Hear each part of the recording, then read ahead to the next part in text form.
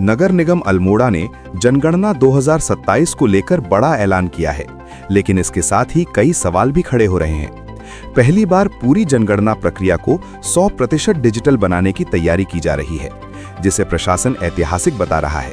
वहीं आम लोगों के लिए ये एक नई चुनौती भी बन सकती है।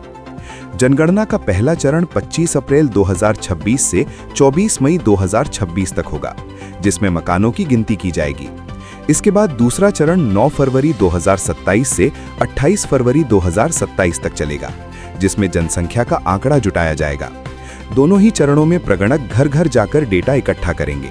लेकिन सवाल ये है कि क्या डिजिटल उपकरण और नेटवर्क हर क्षेत्र में सुचारू रूप से काम करेंगे।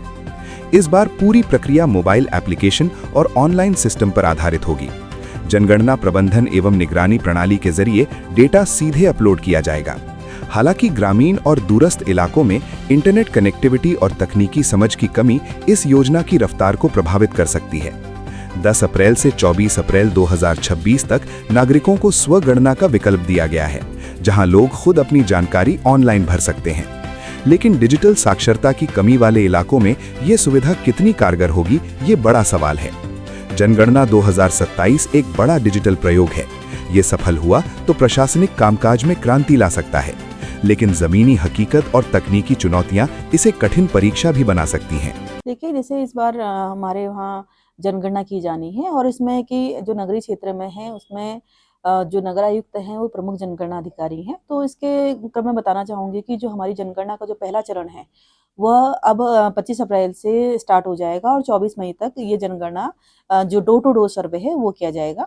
साथ के साथ हमारे 10 अप्रैल से 24 अप्रैल तक ये स्वगणना की जाएगी, जिसमें कि जितने भी लोग हैं, जो हमारे जो यहाँ के गणमान्य लोग हैं या बाकी लोग हैं या कोई भी जो जनता है यहाँ पर इसमें अपने इसमें स्वगणना कर सकते हैं। क्या उम्मीद है कि कितना इसका अधिकतम जनगणना होगा? देखिए, अभी तो हम लोगों ने जो अनुमानित अपनी पॉपुलेशन भेजी थी यहाँ पर, जिसमें लगभग 54,000 के लगभग इसमें हमने अनुमानित जनसंख्या भेजी है।